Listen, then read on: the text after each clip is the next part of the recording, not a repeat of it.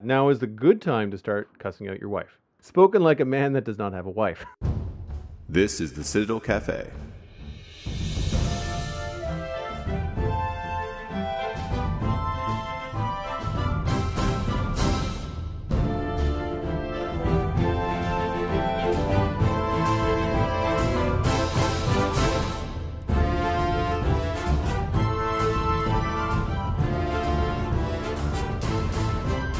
This is the Citadel Cafe, episode number 86 for Wednesday, October 30th, 2013, the Halloween episode. Dun, dun, dun. My name is Joel Duggan, and the Citadel Cafe is where my friends and I come to talk about the geeky stuff we are into. We cover everything from movies and television to books, apps, and websites. Joining me this evening is Mr. Eric Mahler of Mr. Mom Daily. Welcome, sir. Hello, how are you? I'm great. Are you feeling Excellent. spooky? Yes. Yes, very spooky. Yeah. Actually, no, I'm one of the least spooky people in the world. So you're not, it's funny, I was thinking about this before the show. I was like, I feel like Eric's a Halloween guy. He seems like the kind of guy that likes Halloween. Because I'm not. I do like Halloween. I like to experience it visually, but interacting anymore, for some reason I have a hard time. Like, I love all the movies, and I love seeing all the decorations, and I love watching the kids do the trick-or-treating and everything. I get in the spirit of it, but I, for some reason, can't get into a costume and go out in there, and I don't know what my deal is. It's just, I guess I got old or something. Weird. I'm not much for costumes anymore. I like seeing other people in costumes. Like when I go to a Comic-Con or any kind of convention where there's costumes, I always like looking at all the hard work that people put into stuff. Oh, yeah. But Halloween... I lost my interest a while ago. Like, I mean, I'm not even a big horror movie fan. I feel like that's kind of like a necessity, Sure. to be big into Halloween. That's not to say that I don't have It some cool helps. Halloween plans. Jocelyn and I have been catching up on The Walking Dead, so we're nearing the end of season 3, Mm-hmm. and what we're going to do is we're going to marathon the last few episodes tomorrow night when she gets home from her night class. Nice. I'm still on. I've only seen season 1, and I still have to. I'm so far behind. I need to catch up. Yeah, season 2 gets better, then it gets slower, and season 3 starts off slow. But we're really enjoying it now, and it's something that we were talking about just the other night, and that's, you have to be in the right kind of mood, and perhaps the fact that Right. Halloween is just tomorrow night makes me feel like watching The Walking Dead. Sure. Once I'm watching it, hey, just next one, sure, keep Oh, it yeah. going, because we're watching them on Netflix. But it's not a show that I sit down on any other given night in the middle of the year and say, I feel like watching The Walking Dead. Yeah, no, not at all. I never do. No. I never I think I need. I just need to get a good time for that. We're the same way. Once my wife and I start watching a show, we'll just blow through them all. But we just haven't been in the right mood to jump back into that one. Yeah. So what Well. have you been up to since the last time you've been on this little cafe?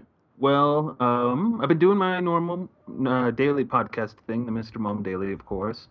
I went on vacation about a week ago. Oh, nice. I took the whole family out on a nice road trip.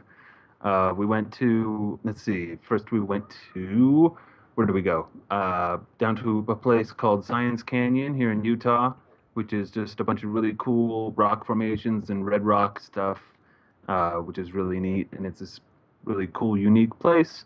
Then we went to Hoover Dam, which I had never seen, so I was like, well, I got to get that one off the list.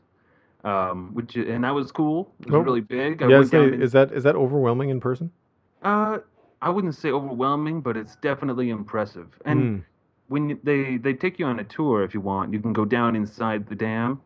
And when you go down this big elevator and you open up and it's in this tunnel that was clearly just kind of blasted out by dynamite, it is a little eerie. And but it was cool. It was impressive. Really gave me a new respect for that kind of massive engineering project. It was really neat. And then after that, what did we do? We went to the Grand Canyon, and we went to Las Vegas, which was nice, but you can't do much when you have a 5-month-old and a 7-year-old. So we Maybe kinda take just the wife back some other time. Right. Oh, we plan to. And then we went to Moab, which was really cool, always nice, No, and saw okay. No, I've arches. heard Moab before. Is that the That desert down there? Yeah, that's another place in Utah that's very much like Zion's, only it's got a whole bunch of arches and a whole bunch of other unique, kind of cool red rock formations, and Hmm. it's just a nice place. It's hot, it's deserty, but it's cool. It's kind of like um, those old Wiley, Oh, the Roadrunner Roadrunner cartoons. cartoons, right on. Yeah, yeah, kind of like that kind of landscape. Oh, cool. So, I mean, what's the temperature like there at this time of year? Because I mean, like right now, we're dealing with, there was frost on the ground this morning. It's for I don't know what that would translate into Fahrenheit for the Americans listening, but for Canadians, it was, like 5 degrees here in Sure. Halifax this morning. Well, here it's been starting to cool down a bit, but in the summer, Moab and all kind of central and south Utah gets hot as hell, especially around Moab area, and it's just you have to be in the shade. You have to be. Hmm. And then at night it gets good and cold. And then the rest of the year I have never been down there during that time, so I don't know. Probably moderate, I'm guessing. So, would you consider like a week ago still summer temperatures? Yeah, yeah, it was hot, but it wasn't unbearable. Huh. It was nice. It was warm, but you weren't dying. I've been down there when it was hotter, more in like July kind of time, and that was nearly unbearable Yeah, yeah, I can if imagine. you were out in the sun for too long. Yeah, I think the hottest temperature I've ever been in was my first year at Nertacular in Utah a year Hmm. and a half ago. And it was, 101, Oh yeah. 102 in the valley. We didn't have that issue this year, of course, being up in the mountains. It was a lot nicer. Still warm and sometimes, but still much, much more tolerable as a Canadian. when Yeah. when your summer is usually around 87. Really? Yeah. Well, Oh, that sounds I wonderful. think I'm doing the math right. Yeah, I mean, 87 I think equates to about 24, 25 degrees, something like that. And that's a hot day. Like I don't even like 25. I like 15, which is like, 60 something, Well, that for sounds most fine people. to me. I don't mind it being cool. I'm much more catered to cool temperatures than I am to overheating. Yeah, And me too. I mean, like I've got a lot of insulation going right now, so I mean, I'm always warmer, and you can only take off so much. Once you're down to a t-shirt, shorts, you're kind of stuck. yep, you You just know? just gotta find some shade and wait it out. Yeah, yeah, or an air conditioner, I guess. Yeah, But I prefer fresh air to AC, obviously.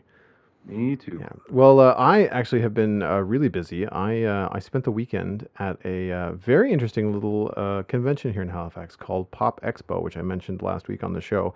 It's part of Cool. the Halifax Pop Explosion, which is a music festival, but nestled within the music festival is like a record fair and a craft show. And a zine fair. And because I published a book last year, I actually qualified for the zine fair. Oh, So, yeah, so I went and I had a table, and it was kind of a crapshoot. I kind of went in there expecting nothing because these aren't all going to be comic people. Like you go to a Comic Con and people just kind of like, oh, okay, you draw a web comic. I read all kinds of those. They kind of relate immediately to what you do. So I spent a good portion of Saturday explaining to people what it is that I actually do, where they can find it, what the book is, all that kind of stuff, which is hmm fun. It's good practice too, kind of your little pitch that you have to give to somebody that's just kind of walking by. Your But stump speech. yeah, but I Yeah. sold a handful of books. I met a ton of people and a ton of really nice people. Like everybody there, because they're supporting indie music artists, are also very interested in the indie craft person or the jewelry maker, or Sure. the independent artist. So when you said, "Oh, hey, like I self-published a book last year," and they're like, "What do you mean you did all yourself?" And they're immediately like, you can see the ears perk up, and they're, "Oh, okay, I'm talking with the guy that does this. This isn't a published." A publisher where there's a big marketing thing because everybody just kind of is very kind of like the shortest distance they can travel possible to getting their art, whether Right. that's music, graphic art, whatever. So it was really cool to Direct from the source. yeah, precisely. So it was really, really cool to talk to all those people, and thanks to anybody that is listening because I told some people about the podcast as well. So it was really fun to meet everybody. Thanks to everybody that picked up a book because that's always really cool. And especially there's this one really really fun moment, and I don't want to sound like I'm bragging, but this one guy came by with it might have been his girlfriend, possibly just a friend, and they stopped by to look at the table, and they were like, "Oh, hey, this is pretty colorful and fun." So they started leafing through one of the books, and he started laughing out loud as he was reading, and I mean like cackling. Like That's gotta he feel good. laughs and then he leans over and he shows the girlfriend the comic strip and she giggles, and it was such a good feeling because I mean I get comments and stuff like that on the website, but it was so cool to see somebody see it for the very first time, having never seen me or my work ever, and just like bust a gut. That's awesome. That's gotta feel cool to see it, that visceral reaction right in front of you. Yeah, no, it Someone was actually yeah. connecting and Absolutely. It was really, really cool. So I immediately, of course, asked him which strip it was. It's like, which one was that? Can I do more like that? yeah. How do I reproduce this? Which is funny because it wasn't one that I thought. It was one of my earlier strips, and I just thought, it's interesting. To each their own, right? Like You never know. you never know Some what you're people gonna will hit. like one thing and other people will like the other, and you can never really tell. You just gotta put it all out there and Yeah. say, Yeah, exactly. So that was a lot of fun this weekend, and there's more coming. Not this coming weekend, which is November 1st, but the following weekend, November 8th through the 10th, I will be at Hal-Con, and the schedule for Hal-Con is now out there. I have my itinerary, so I will be taking part in several panels throughout the weekend. There is a webcomics panel on Saturday. Then I'll be sneaking out to a book camp panel Saturday afternoon for an hour or so. That's just down the street at the Khyber, which is another, I guess, event location in Halifax. So if you're at book camp, hopefully I'll see you there. A podcasting panel with Jocelyn on Sunday, a process panel on Sunday, and then there's another comic panel on Sunday, and I can't exactly recall what it is I'm going to be talking about, but it's a pretty laid back thing. It's kind of like, how did you get into comics? What are you reading? What was what did you grow up, exposed to in comic culture? So it's going to be a kind of a laid back kind of thing. I don't recall the name of it right now. "You're all over the place. You're a I busy am all over the man." place, yeah. But it's fun though because those are the kind of things like, it's nice to break up sitting at your guest table, at these Sure. cons because it's you can you can only talk for so long before you're like, all right, I think I've introduced this strip to like 80 people in the last hour. I just need to go get a glass of water or take a walk around or something. So having these panels kind of scattered throughout the weekend, kind of like you're at your table for an hour and a half and then you're gone for an hour and then you're back for another couple hours, and it helps kind of keep not it's not that being at the table is mundane, but it kind of helps break up the day Oh because yeah, they're long days. I mean, you're talking between 10 and 12 hours of like solid selling, and talking with people and all that kind of stuff. So it's going well, to be that a would lot be of fun. hard for anyone to just sit there for that long and only do one thing. That would be nice to break it up a Well, yeah, little. exactly, exactly. And plus, like it's I didn't anticipate it, but now that I know from being a guest last year, after being on a panel, there's people that are going to go to that panel for either your other panelists or for the topic in general that have no idea who you are, and then after hearing you speak, off and on in an hour-long discussion, are more likely to come say hi at the table, Right, right. and talk to you about stuff. So, and that's always nice too, especially because those panels are, I mean, even though they're an hour, they're kind of short. There's always a question that doesn't get answered. There's always something. So I always encourage people to come by the table and like if they have a question they couldn't get in or if they are too shy to ask it in front of everybody else, then like just Right. come by the table and we'll hang out and talk and all that kind of stuff. And speaking of informal stuff, there's also a drink and draw, which is not associated with Hal-Con, but it's another podcast called Where Monsters Dwell. They're doing a drink and draw Friday night, which is November 8th at the Foggy Goggle in Halifax. What is a drink and draw? Drink and draw is exactly what it sounds like. A bunch of Great. artists get together for a few beer and bring their sketchbooks and just kind of hang out. Sometimes it's less formal. Not that this is going to be a formal event, but I mean I do it No with black friends. tie. No, no, no. I do it with friends all the time. Like once a month we have there's like every third Tuesday there's a local drink and draw. But this is more for an opportunity for people to come and hang out with the cartoonists and the artists, comic artists that they want to talk to, not at the con. Hmm. And there might be some sketches given out and stuff like that. So Sounds fun. yeah, no, I'm looking forward to it. It's gonna be pretty cool. Cool. So yeah. So what's been on the big screen for you this week? Anything good? I have been watching. My wife and I got recommended. I forget who recommended this show to us, but we've caught this show on Netflix called Long Way Round. I guess it's been around for a while. It was I've heard of that. 2004 or 2006. I don't remember. But it's what's his name? Crap, I forget his name. He was uh, in Star Wars. It's his freaking Ewan McGregor. Oh, That's the okay. guy's name. Okay, so Ewan McGregor and his buddy both love riding motorcycles, and they decided to ride motorcycles around the world from no, from was it London? Maybe somewhere in England or in Scotland, I forget.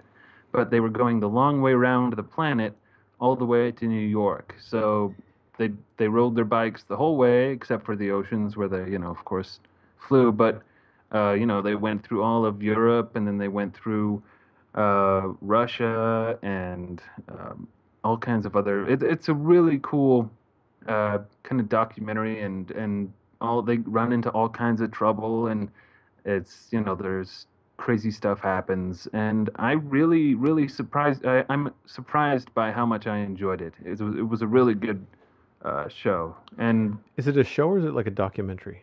it's a TV show. It's like a real reality TV Reality show, show. Okay, but it's cool. I guess yeah, not documentary, I, but I feel like Peyton talked about this way back when we first started the show, but I feel like it was the other time that they did it where they went down through Africa or something. yeah, Long Way Down. I haven't watched that one yet. Is that That's the one they first one did. or is this the first one? This is the first one, and Oh, okay. So maybe he saw the second one then. but this one was really good. I really enjoyed it. I thought it was well worth recommending, and so yeah, Cool. definitely check that out on Netflix. But the other movie we finally got around to watching was Pacific Rim, because Ooh. being parents of young kids, we couldn't go out to the theater, Hmm. so we finally did rent it, and it was good, dumb fun. It was a real dumb movie, and I really enjoyed watching it. It Yeah, was a whole lot of fun. it was a lot of fun. We saw it in theaters, and that was an experience. Like with Oh, I can imagine. speaker systems and stuff that they have these days, and the screen being so big. We actually sat a little closer than we normally do on purpose, just to kind Hmm. of get that scale, like Engrossed. tilting your head back a little bit, sort of thing. Cool. And yeah, no, Pacific Rim is a great film. I noticed that it's available for rent now on iTunes and stuff, and Yeah, that's I get the Amazon emails where you can buy it on Blu-ray. cool.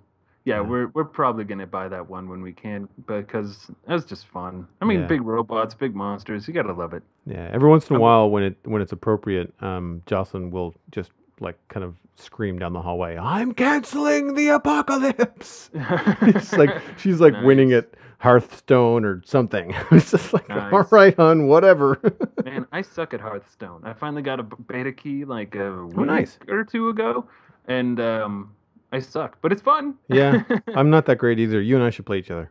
Yeah, I'd love Yeah, to. my I don't win to think loss ratio is like even. I lose as often as I win. I need to Um, add you on BattleNet, but yeah, yeah, totally. yeah, I'd love absolutely. to. I'm having a lot of fun with it actually. I mean, what I like about it is that, I mean, if you're playing the computer, you can quit anytime. But if you're playing another person, the matches are maybe 15 minutes. Sure, yeah, not So I don't have to sit down and try to get into a game for an hour or two. Like I can play for a half an hour while dinner cooks. Like I can yeah. relax while I'm doing something else. Where the laundry is drying or something. And it takes less out of my day to still get a little bit of video game stuff in just for fun. Because I mean I've been really busy lately and pushing for some extra stuff at these conventions, so I've not had the time to do much gaming. Right. So yeah, but I agree. It's great for that. You just jump in, you do one or two matches, and you're out, and you're good. yeah, yeah, and it is fun, and like it's satisfying when you win. It's frustrating when you lose, but I mean that's like it's like any sport, or any game. Um, I I need to take the time when I have more than a half an hour to dedicate to it and start to do some crafting. Like I feel like I'm starting Me to too. enjoy. I haven't tried many, but I'm starting to really enjoy the paladin and the mage. I know you start off Hmm. with the mage, but I kind of like some of the things that you can pull out of your sleeves as a mage. So I feel like I need to take some time. I know the cards I don't play and I don't use on a regular basis, so I can probably disenchant some of those. Maybe Sure. craft some more powerful cards specific to my paladin or my mage, and maybe do a little bit more because I feel like some of the matches that I've been losing lately, now that more people have had the beta key for longer, Hmm. it's that I'm getting attacked with cards that I don't know. Oh, okay. So these people are unlocking them either in arena or by winning gold or whatever, or they're crafting them. So if I can start to figure out, all right, well, if I really start to spend my money, wisely, or if I start to disenchant and create cards smart, then it might not be just, the luck of the draw. It might be just, a complement of a couple of cards together. And I can only imagine the balance issues that Blizzard has in this game. Oh God, I can't. Yeah. What a task. I Yeah, mean, get some absolutely. statisticians in there to figure out all the little bits that, gives someone else, get one character an advantage in this way to another with all kinds of different scenarios. It just makes my head hurt.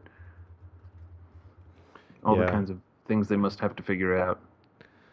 Yeah, no, I agree. But it's I really like the visuals too. It's a fun Oh yeah, it's a fun like visual game to play. when you're waiting for someone else to do something, you can like play with the background and Yeah. click on the things. I love that. Have you used the catapult yet? I have. It's awesome. Who'd you hit? Did you hit a dwarf or a murloc? I don't know. I was just kind of flinging things. I Yeah. wasn't paying. I didn't know you hit things. I feel like it's a random thing. Like if you put a rock in the catapult and then you fire it, it goes across the room. It sounds like it goes across the not the ale house. What are you in, the tavern? It sounds like it goes across the tavern that you're in, and every once in a while, after the thunk, you'll hear a murloc scream because you hit a murloc. It's fun. Like I really enjoy that aspect of it. The humor in the game is pretty cool. Yeah, that's the Blizzard little touches that you gotta love. Everything feels the whole thing just feels so well made and solid and just it's great. Absolutely. Well, I was watching some documentary stuff on Netflix. Not all were worth mentioning, but one of them, Side by Side, which is a documentary about film versus digital, and I almost didn't watch the whole thing. It starts off sounding a little bit hokey because Keanu Reeves narrates. Not exactly my top pick for a documentary narrator. However, because of his work on The Matrix and other, cutting edge movies, he actually has a very unique perspective on the values of film and digital. Yeah, I've watched this too, and have you? Oh, good. Yeah, I've had the same misgivings at first too. I was like, Keanu Reeves, okay, but I stuck with it, and I'm guessing you enjoyed it. I know I did. By the time I had done. Yeah, I did a lot. The discussion with some of the top minds in Hollywood was really, really cool. I mean, James Cameron, David Fincher, David Lynch, Robert Rodriguez, Steven Soderbergh. Who else? Christopher Nolan. Right. Oh, he was the big. Yeah, he Schumacher. Seemed like the biggest fan of sticking to film. Yeah, which is surprising. You would think that he would have more of a balanced sort of thing. Of course, George Lucas was in it. The Wachowski brothers, or I guess Wachowski brother and sister now. Yeah, what would you refer to them? Just the Wachowskis? I guess. Yeah, that's a bad habit of the Wachowski brothers because it was like that for so long. I've made the same thing. I was just you struggle with those guys, those people. The guy, them what made the Matrix. The Matrix people. Anyway, they all have very, very solid opinions. There are some people that are hardcore film, but most would be able to at least articulate the values of digital. They seem to embrace the new technologies. Yeah. And there's also some people that are digital that are just like, the film will always have a place. It doesn't have a place for me, but it's going to always have a place. Right. And I mean, it's the same as anything. I mean, like I draw on a Cintiq all the time, but I still draw my comic on paper. Right. Like there's certain things that as an artist, you just want that look.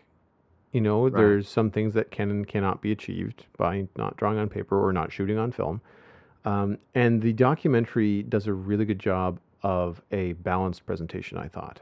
I agree. That's one of the things I came away with, too. I didn't feel like the movie was trying to persuade me one way or the other. It was just kind of showing me a lot of people's opinions and saying, here's what all these people think, and, figure it out for yourself. Absolutely. And if anything, I feel like one of the statements they were making was that you should come away from this looking into furthering the technology of film for preservation's sake.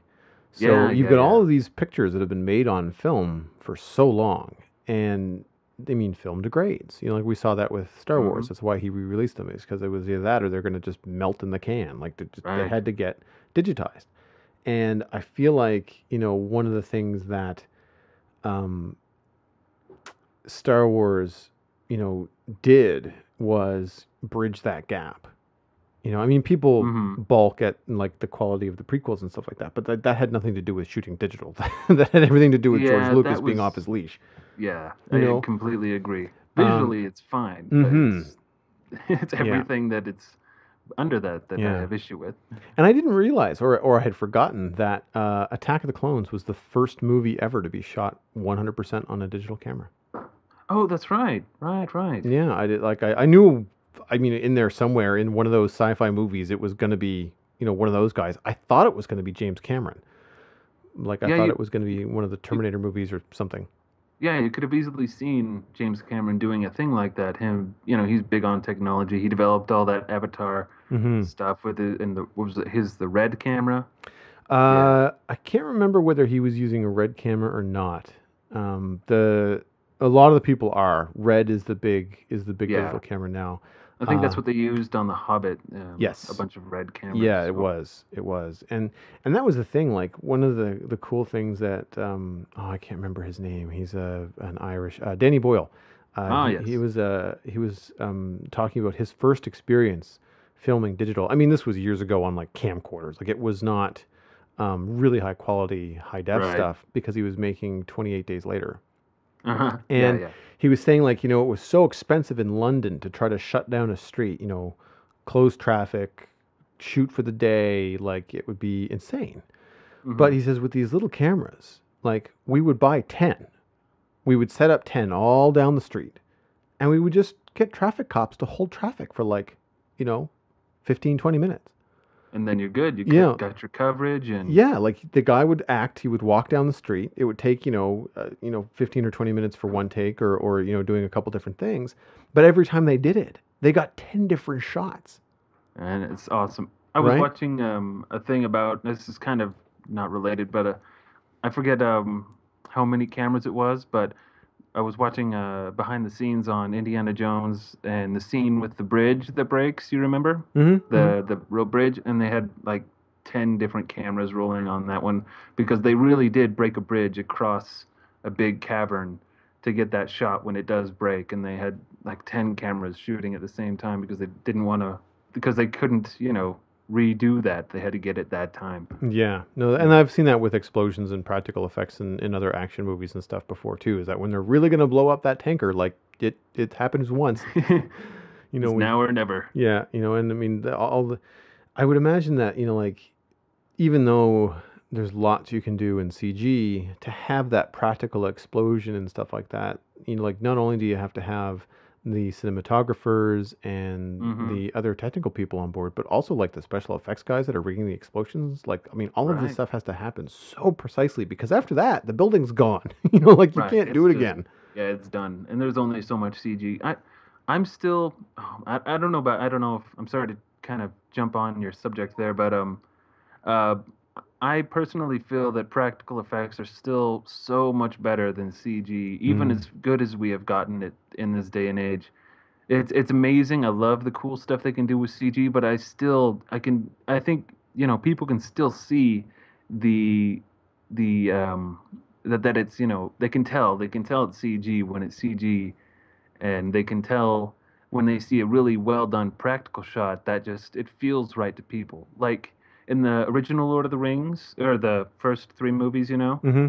whenever you'd see like a big panning shot or an establishing shot of say of Rivendell Hmm. or all these cool areas, it would be just they would have filmed a miniature that they made. I mean, it was a big thing, but it was a miniature, and it wasn't they just CG'd in some sky and stuff. Yeah. And in the new Hobbit ones, they just did all of that in CG, and I could tell. Like part of me was like, oh, I can tell that's just CG. They didn't do the and it was the Yeah. same kind of thing in Indiana Jones. In Indiana Jones movies, the original ones, it was kind of famous for having amazing stunts and practical effects.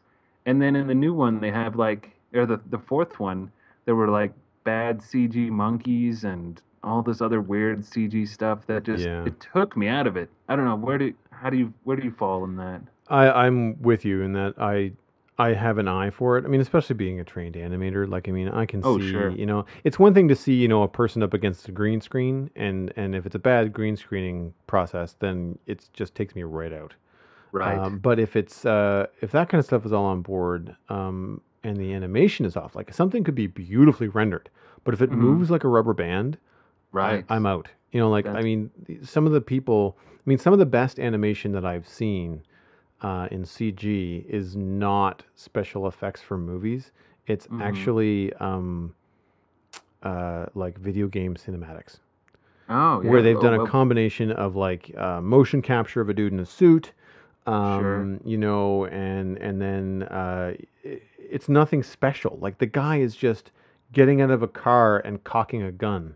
That's it. But That's all he's but doing. we've seen human beings do that, and our brains know how that movement is supposed to look like. Exactly. So when they get it right, they worked like hell Yeah. to get it right, and Yeah. they still like I can see that they still do stuff. It's still a dramatization. Like they take the motion capture and then the animators will tweak it to have the right timing or have the right oomph when it's needed. Well, I mean, for example, one of the things that I've been watching this week, because of my schedule, Batman Arkham Origins came out. Mm. And I mean, we're on a video game budget these days, so it's on the Christmas list, I think. But both Jocelyn and I are stoked for this game because we really liked the first two. I really, really liked Batman Arkham City. And to see the cinematic trailer and then see how many trailers and TV spots and all There's a these different ton. things that they have up on YouTube is just incredible. And I can't believe the level of CG work that's happening in these trailers, for I this game. It's just They're awesome. insane. Yeah, I'm so excited for that game. It's on my Christmas list as well because I also budgeted, but it looks so cool. Oh my God. Like, I mean, like everything from just like, well, there, I mean, not a big spoiler. And one of the first guys that Batman knocks out in the trailer is smoking a cigarette, and Batman puts his head into a breaker panel. And the next shot is the guy unconscious, and his lit cigarette is in his mouth. So Right. he's lit up like a light bulb, on the Right. inside. And you're just kind of like, who thinks of this stuff? Like, I mean, I grew up watching Saturday morning cartoons and all this kind of stuff, and Hmm. they were okay. And you go back and watch them now, and you're kind of like, oh, I shouldn't have Ah, gone and watched that. I I mean, should have like, left it in my I will memory. never ever say anything but praise for the Batman animated series as a whole. I mean, it established the Batman mythos, I'm that with you there. we're all kind of akin to now, like Paul Dini and Bruce Timm, like they set the bar very high. Yeah, that Batman the Animated Series will always be a high watermark for animated Batman for Yeah, me. I but watched that all growing up. they're not all great. No, but Like have you seen the Christmas episode? Like eh, there are some real stinkers in the grand scheme of that animated series. maybe Uh, it's nostalgia for me, but I love that so much that series. I think uh, it's great. And it but was a great tone yes, overall. absolutely, absolutely. But to me, like looking, like remembering that kind of stuff, and even remembering like the first Toy Story and the first time CG movies came on, and the first time you saw Sully's hair kind of blow in the wind on Monsters Inc. Sure, To yeah. watch these Batman trailers, like this isn't a monster, this isn't a cartoon, this isn't, this is pretty it's realistic enough, like it's closer to, I would say it's like a comic book stylization of people. It's still, you can still tell it's CG. They're not trying to be real looking, Hmm. which I think would be a mistake. I'm glad they're not doing that. Like they have this kind of balance that they're trying to hit. But man, the movement and stuff, like, oh, if the animation and the fighting animation in this game are anything close to what I've been seeing, which some of it has been in-game trailers and cinematic and stuff like that, Right. I am totally on board, because one of the things that I got from Arkham City, Hmm. uh, was just that sense of power. Like the the control scheme was so easy to get a hang of and so Yeah. difficult to master, But once you got it, like once you got that like level 12 combo where you're taking on 6 different guys, 2 of whom have guns, 1 guy with a crowbar, and at the end of it, they're all on the ground, and you're just kind of standing there, tucking your sleeves back into your gloves, and you're just kind of like, yeah. Yeah, I had the same. That does feel so good. I've only played Arkham Asylum, but it felt awesome when you could tell that I just on the animation end of things, I totally agree. The hits feel like they hit hard. They feel like they have weight. Mm. And just when you're throwing yourself around, you're fighting off guys. It just feels cool. Oh yeah, I mean, like you're punching guys in the kidneys, and you're dropping elbows on people's kneecaps, and you're just like, Oh whoa, yeah. whoa, I don't know, like it's not at all very very appealing from the bad guys, standpoint. No. Ouch. Have you I can't remember. There was no other characters to play in Arkham Asylum, was there? No, I No. don't believe so. Well, Wait, no. you can play Maybe Catwoman in Arkham City. there might be in you can. I think there's in Arkham Asylum. There's like a mode where you just get thrown in a ring with a bunch of other bad guys to fight off, and you Okay. can play as other characters in that, but not Oh, in the right, proper not in the story. game, right? Yeah, there's actually a couple of missions and some story with Catwoman in Arkham City. Really? Yeah, and it's you if you think it was fun to play as Batman, because of course by the time you unlock Catwoman stuff, you're already pretty far into the game, if not you've beaten it, Sure. and so you really know the ropes.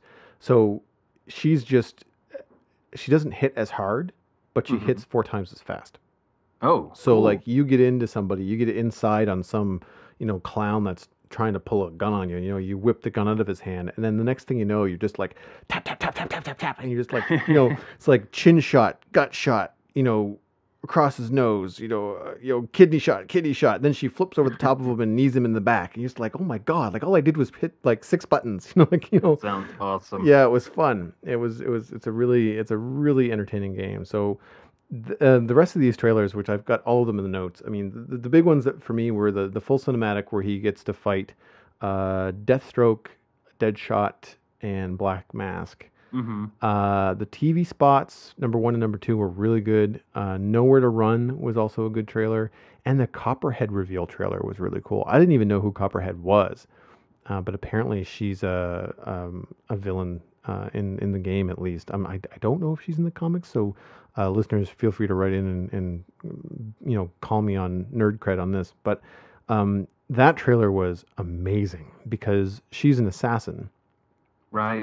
Yeah, I don't know whether about the comics either, but it does. Just all looks so cool. Yeah, I mean the fighting style that she has is that she's just always doing. I can't remember what it's called, but it's like she's always grappling with him, but Right. he's Yeah. never on the ground. So she's always like flipping over his shoulder, around his waist, around his leg, and she almost hisses like she's got like venom claws, and she's just Mhm. all over the place, and she's all tattooed. Like she looks badass, and That she does. yeah, I can't wait to see more of this game. So I mean, between getting your fix on some Batman, if you're missing him, go watch some of these trailers, and you will be instantly brought back up to speed. Mhm. And the other trailer that I saw this week, just because when you're watching, superhero trailers on YouTube, they tend to match you up with a whole bunch of other stuff, is the X-Men Days of Future Past. Have you seen that one? Yes, I have. It looks cool. Man, I'm stoked. There's something really appealing about mixing Bryan Singer's original X-Men take with the Mhm. X-Men First Class actors and aesthetic. Like, Right. I really like it. It looks really, really good. Yeah, it's interesting.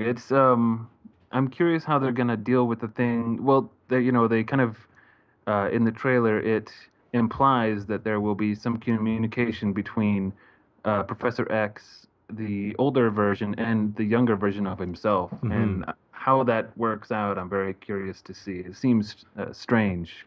I'm not sure how they do that. Yeah, I'm not always on board with time travel movies, Mhm. but it looks like an interesting take. I mean, if it's the same guy who did the last X-Men, right? Same crew, same people. Bryan Didn't- Singer's directing, I think. Oh, is he not the one who did the I don't The think last I don't X-Men? think he did First Class. Oh, I okay. could be wrong. He did the first two. Oh, that's right. That's why I was confused. Oh, Yeah, so he did the first two, and then there was a third that he didn't do. yeah, I didn't like that one. No, it wasn't great. And then I'm trying to think.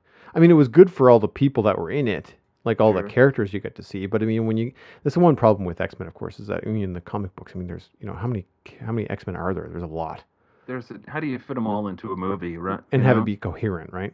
Yeah, yeah. Yeah. Matthew Vaughn directed X-Men First Class. Oh, okay. Yeah. So it's but no, Singer is back at the helm for Days of Future Past. Oh, well, that's very Yeah. interesting to me. That's great. Yeah, and I'll watch Patrick Stewart and Ian McKellen in just about anything. Me too. Yeah. Do you follow them on Twitter or Facebook? Yeah, I wish I had a friend like I want to if I can grow up and have a friend like those two are friends, then I will have lived a pretty good life. I'd say a pretty well those two just seem like the coolest guys and they have always seem like they're having a good time. Yeah. It's awesome. It's really interesting to see what that generation is doing with Yeah. Facebook and Twitter and social media and stuff. Considering like the Hollywood, like the celebrities and people like that. Like it's always really interesting to me to see how they're kind of just embracing it. Like George Takei is hilarious. Yes, he is. It's one of the only things I like about Facebook right now. Is his memes that he shares and some of the things that he says and he adds to them, of course, and whatnot. But the sense of humor that Stewart and McKellen have with everything that they're doing is just crazy. That's right. Yeah, I love those guys. That's just awesome. So what else has been going on? Anything on the nightstand or in the earbuds? No, I haven't been reading anything or listening to anything. Well, nothing new, just the usual podcasts. I did start reboot one of my podcasts that I had done. I did. So there was a podcast I started like 4 months ago called "Buy a Pig in a Poke," and the idea was to hit record and start. Once I've started recorded, then I was to hit a random topic generator, and then I would comment on whatever topic came up. And the idea is that it's off the cuff, no preparation. I just kind of, roll with it. So and I did. Did you allow yourself to Google anything? No, Oh. no. It's just give me a topic, and then I try to, stumble my way through. I just, it doesn't have to be. I don't have to know anything about it. It's just I take that and I respond or comment on it. And so it was fun. I did 3 episodes, and it was kind of fun. But I already do a solo podcast, and I decided that I wanted to have a co-host with me. It'd be a lot more fun rather than to have 2 solo podcasts. I ramble enough as it is.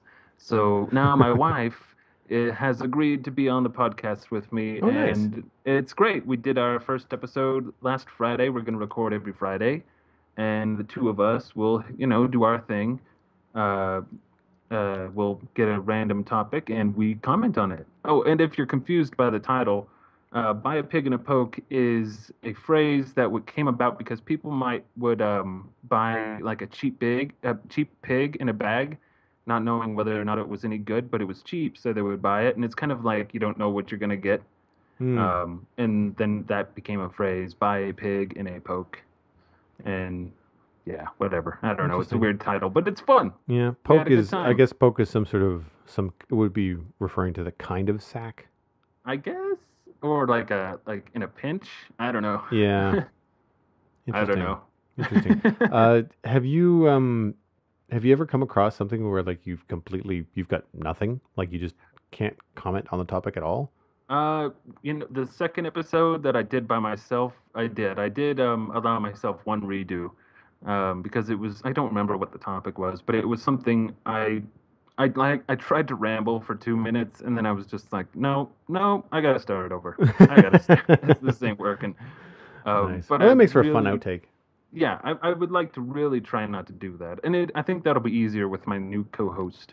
And Christine's really funny. When the 2 of us get talking, it's usually pretty entertaining. Nice. So yeah, you should have a listen. It's a good time. Very cool. Scotty Young used to do a podcast with his wife when he had time for that kind of stuff, and that was very entertaining because they're both kind of funny, quirky, geeky people. Right.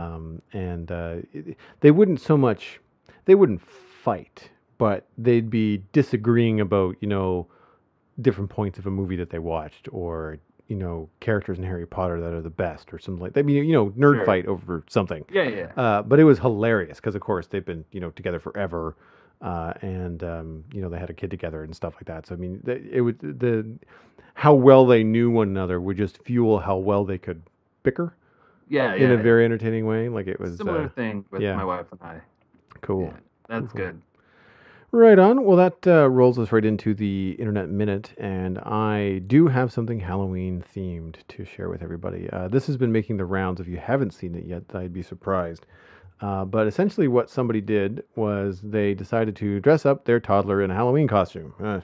Novel idea, right? Yeah, no, everybody does this. However, these folks decided to dress their toddler up in an LED Halloween costume. So the kid is in all black. And then they've got a stick man in LED, one stick down each arm and leg, plus a circle around the head. So twofold, the kid can see where they're going because they've got a giant headlight on the front of them. And as the viewer, you get to watch what looks like a little stick man run down the street like a 2-year-old. It's so cool. It is hilarious.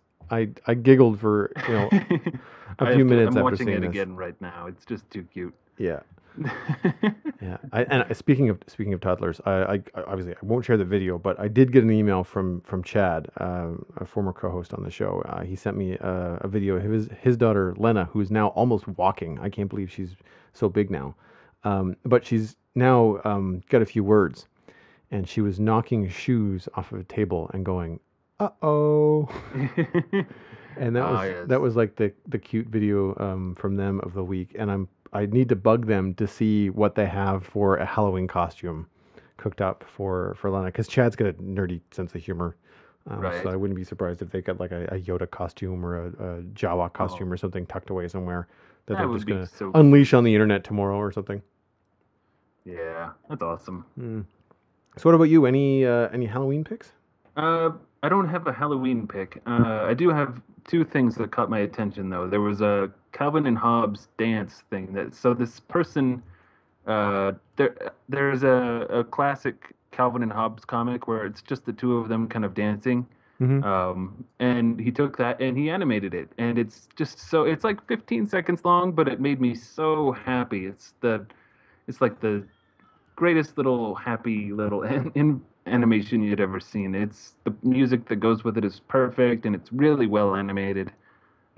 It's worth checking out.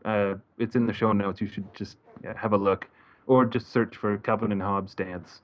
And then the other one is a really strange kind of browser-based game. It's kind of a text. It's ASCII. Is that what it is? How do you call it? I guess so. So it's called Candy Box 2. You go to candybox2.net, and when you go to it, you see it says you have 1 candies, and then the number 1 counts up to 2 candies, and then 3, and that counts up, adds 1 every second. And then you have a button that says eat all the candies. And at first you're just like, okay, what the hell is this? But if you let it sit there for a while and you stick with it, then it'll start to give you new options and new things to do. And I would suggest the best thing to do here is to just open that up and leave it in a tab and just forget about it for an hour or so, and just leave it there and then come back to it and start clicking around and playing with it. It's a surprisingly large and awesome game that you can play in your browser there. And it gets really involved, and there's a whole lot more to it than you would think. I've been playing it for a few days now, and I'm totally caught up in it. Oh, cool. So yeah, it's very strange at first, but give it a chance and just play around with it. It's really fun. Yeah, I can't say I spent a lot of time in it, but once I saw to the notes, I was messing around before the show, and I got up to something like 200 candies or something. I unlocked the menu, and there's the way that it reveals itself, and when you see the map, and wait a minute, there's houses you can go to. What is this craziness?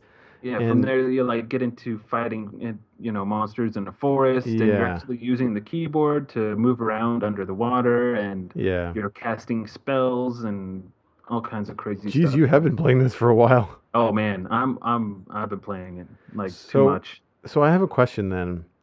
Something that dawned on me the minute that I played this was that, okay, it's fun. It's engaging in the fact that you want to know what else will happen, like what's around the corner, what's next. but I find it completely lackluster with the graphics because it's all text, Oh, like yeah, slashes yeah. and stuff like that.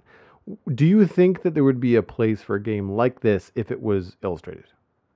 Uh, yeah, sure. Do you think it Sure, would lose yeah. its charm, or do you think that would add to it? Well, actually, I don't know. That's a good question because that is kind of part of its charm. They're going for that. It's, the text-based little animations and drawings. Yeah, I don't know. yeah, Maybe it would lose some of its charm, but yeah. but I'm just, uh, I'm, if I'm enough also of kind it, of thinking like I know how long it takes to draw that stuff in text yeah. because every once in a while I'll send a silly text to Jocelyn or a friend that's a drawing like in like iMessage. It Oh, takes sure, forever. it does. So I don't know whether they're saving themselves any time. you know? I don't know. They must be good at it.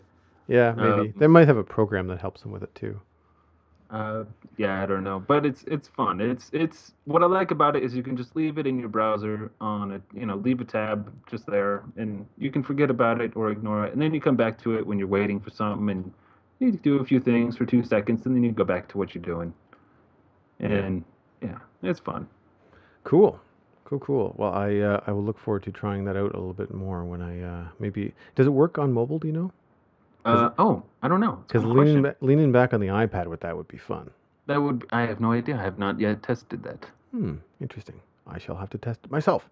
Okay. Don't fear not, dear listeners, I shall be the guinea pig in a poke. In a poke. Very kind of you. Well, that's it. That's all we have for this episode of the Citadel Cafe. We record live every Wednesday night at 8 p.m. Eastern on joelduggan.com/live. You can join us in the chat room, just like our good friend TCC fan, who is always here because she's awesome. The music for the Citadel Cafe was composed by Kevin MacLeod, and the podcast is, of course, available on demand via iTunes and our website, thecitadelcafe.com. That is also where I post the show notes and the links to all the really cool stuff that we talk about on the show.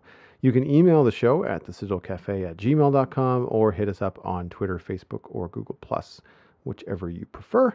Just let us know what you're thinking, what you like, what we're talking about, whether you want to add to the conversation. Drop us a line, and we'll be more than happy to share it with listeners.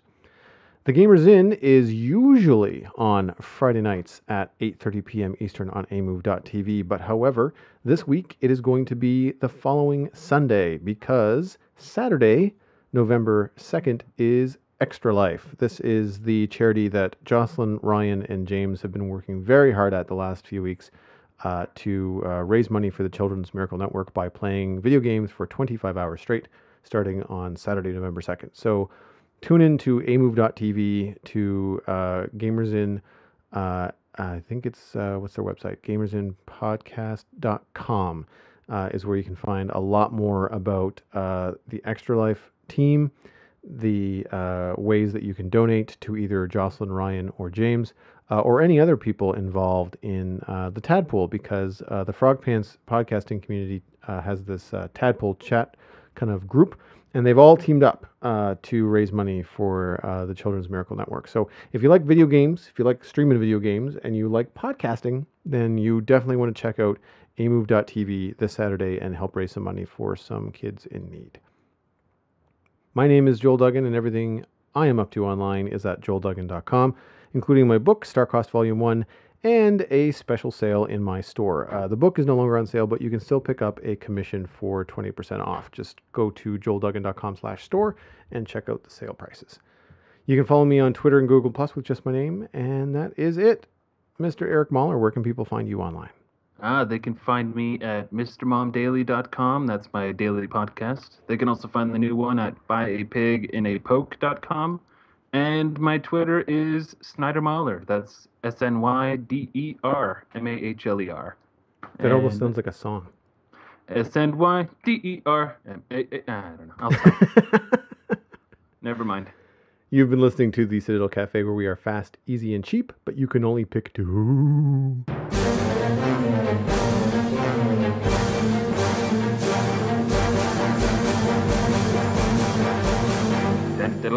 Did you update your GarageBand? Because I know you were talking about that last I episode. haven't yet, actually. I Don't. haven't got around to it. Oh, really? Don't do it. Okay, I'll hold off. They have completely removed all podcast features of any kind in the new GarageBand. Oh, you're kidding me. Nope. That sucks. I was very lucky. When I did update it, it kept the old version of GarageBand and just put it in a folder. And so now I have 2 GarageBands on my computer, so I can still use the other one for podcasting. So if you do update, I would suggest maybe just back up the other one just in casesies. Right. And then do it. Well, I'm not going to bother then. I don't care. Yeah. If anything, I wish I had the new iMovie and the new iPhoto, but I'm not. Yeah. I didn't buy them, so I'd have to pay for them. Well, see, as a cartoonist, you have to decide on the funniest use of a word in any given situation. Indeed. You know, especially when there's multiple words for one given subject, you have to find the funniest one. It is your job, and if you can't find it, you make one up.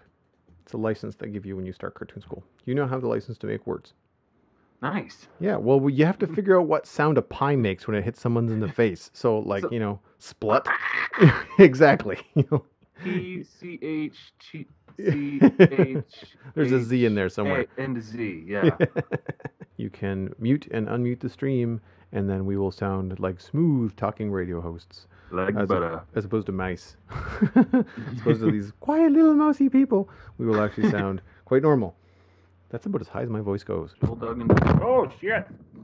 I'm so sorry.